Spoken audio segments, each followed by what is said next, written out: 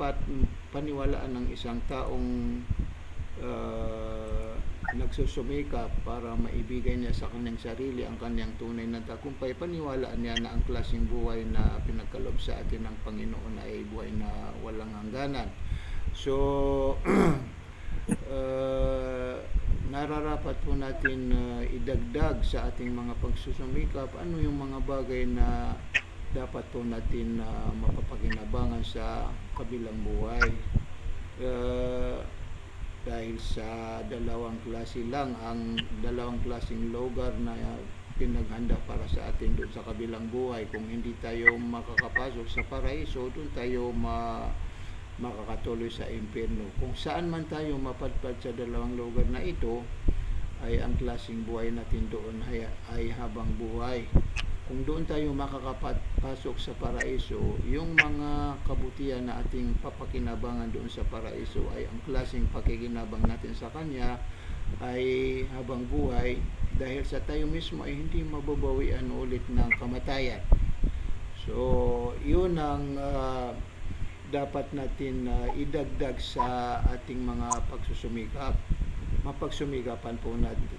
Kung pinagsumikapan po natin mga kabutihan na ating pinapakinabangan dito sa mundo, dapat idagdag natin sa ating pagsusumikapan yung mga kabutihan na mapapakinabangan natin doon sa kabilang buhay, dahil sa nalaman po natin ano ang pinagkaibahan ng dalawang klaseng kabutihan na ito. So ngayon, paano natin malaman na ang mga gawain natin dito sa mundo ay ito ay katanggap-tanggap sa Panginoon? Kabilang tayo sa mga linikha ng Panginoon na mayroon layunin ng Panginoon sa kanyang pagkalikha sa atin. Katulad ng kanyang sinabi, wa ma khalaqtul jinna wal insa illa liya'budun, hindi ko linikha ang mga engkanto, mga tao maliban lang sa ako at kanilang sambahin. Yung sinabi niyang pagsamba sa Kanya, ito ang masasabi po natin, ito ang matatawag na mga gawain, mga pag-uugali, mga salita na katanggap-tanggap sa Panginoon. Yung tinatawag na pagsamba sa Panginoon, hindi lang isang klase, napakaraming klase. So, lahat ng mga klaseng pagsamba sa Panginoon, lahat ito ay napapaloob sa reliyon ng Islam. Ang ibig sabihin, lahat ng nilalaman ng reliyon ng Islam, lahat ito ay mga uring pagsamba na katanggap-tanggap sa Panginoon. Kaya ang masasabi po natin sa taong nais na ipagkaloob, bibigay sa kanyang sarili ang kanyang tunay na kabutihan, isuko niya ang kanyang sarili sa anuman ginawa ng Panginoon na layunin niya sa kanyang pagkalikha sa atin. Ang nararapat sa kanya, isuko niya ang kanyang sarili sa relihiyon ng Islam. Kapag ninais ng isang tao na isusuko niya ang kanyang sarili sa relihiyon ng Islam, ano ang tamang pamamaraan? Walang tamang pamamaraan maliban lang sa maisabuhay po natin yung unang hakbang sa pagsuko sa sarili ng Islam, ang tinatawag na pagsasaksi na katanggap-tanggap sa Panginoon. Ang pagsasaksi na katanggap-tanggap sa Panginoon napapaloob sa kanyang tatlong bagay. Unang bagay, ang paniniwala sa pamamagitan ng ating mga puso. Halimbawa, paniwalaan ng ating mga puso na walang Diyos na karapat-dapat sambahin maliban kay Allah. Paniwalaan ng ating mga puso si Muhammad ay kanyang sugo at alipin. Pangalawang bagay, anuman ang pinaniwalaan ng ating mga puso, nararapat po natin ito bigkasin sa pamamagitan ng ating mga dila. Pangatlong bagay, anuman ang pinaniwalaan ng ating mga puso, binigkas ng ating mga dila, nararapat po natin na ito isabuhay sa pamamagitan ng bawat bahagi ng ating katawan. Kapag nabuo natin ang tatlong bagay na ito, naisabuhay natin yung unang hakbang sa pagsuko sa sarili ng Islam, tayo ay nakapasok sa relihiyon ng Islam, tayo ay matatawag na isang Muslim, tayo ay matatawag na isang alipin ng Panginoon, nagbalik loob sa kagustuhan ng Panginoon. Alam natin kapatid ng isang alipin ng Panginoon na siya ay nagbalik loob sa kagustuhan ng Panginoon, siya ay pinaghandaan ng Panginoon napakaraming mahalagang bagay. Kabilang sa mga mahalagang bagay na ito, kahit noon ay nakagawa ng hindi mabibilang na kasalanan, ilagay po natin na napuno niya na kasalanan ng mundo na ito dahil naman siya ay nagbalik loob sa kagustuhan ng Panginoon, maipapatawad ng Panginoon sa kanya ang lahat ng kanyang nagawang pagkakasala. So ganito kahalaga ang simpleng gawain na ito. Kaya kapag mayroon tayong nalaman na isang bagay na sobrang napakahalaga, huwag natin ito palampasin dahil sa tayo mismo ang nakakaalam na hindi natin hawak ang ating buhay, hindi tayo makakasigurado kung tayo ay aabot pa sa mga susunod na mga panahon.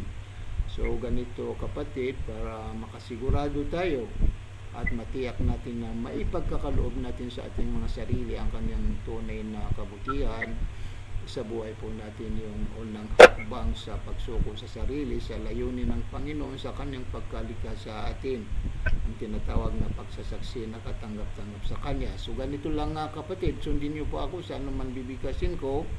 Bigkasin natin ito muna sa lingwaheng Arabic, tapos i-translate natin sa lingwaheng Tagalog. So itaas niyo kapatid ang ating ang inyong kanang kamay, ganito nakikita niyo po ito, ang ating ituturo. Ito ay sinyalis na isa sa mga katangian ng sino man nararapat magiging Panginoon ay nag-iisa, wala siyang katambal, wala siyang kaagaw. Ibig sabihin, hindi tayo pwede magkaroon ng dalawang Panginoon, maraming Panginoon. Dahil sa kung marami ang Panginoon, sigurado sila ay magkakaagawan ng kagustuhan. Kapag nagkaagawan sila ng kagustuhan, magugulo po tayo. So yun ang kahulugan. So lakasan po natin ang ating pagbibigkas. Itaas niyo ang inyong kanang kamay, yung intuturo ganito. Nakikita niyo kapatid? Okay. Yan, itaas niyo. Ashhadu. Bigkasin niyo po. Ashhadu. Alisadu. Ashhadu. Adu. Allah. Allah. Ilaha. Ilaha. Ilaha. Illallah. Lawa. Wa ashhadu. Wa ashhadu. Alisadu. Anna. Nabubulipot lang. Anna. Allah. Muhammadan. Amanan. Muhammadan. Muhammad. Muhammadan. Muhammadan. Abduhu. Aduhu. Wa Abduhu.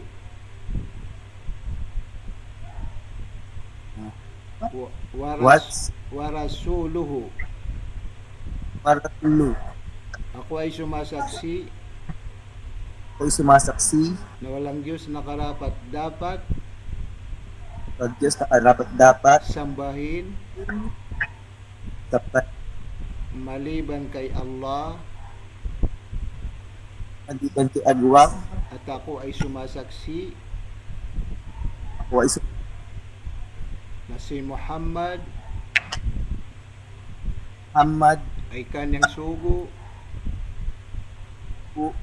at alipin.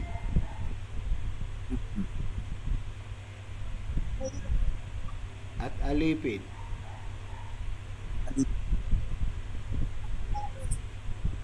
At ako ay sumasaksi Ako ay sumasaksi na si Jesus Jesus ay kanyang sugo kanyang suko at alipin. at alipin. Allahu Akbar. Congrats sa iyo kapatid. Ikaw po ang pinagpalang linika ng Panginoon dahil sa pinagkaloob niya sa iyo ang sobrang napakahalagang bagay na ito. Kung tutuusin, ito ay nangangahulugan na dahil sa mahal kayo mismo ng Panginoon, kaya ipinagkaloob niya sa inyo ang sobrang napakahalagang bagay na ito. Congrats kapatid. Welcome po kapatid.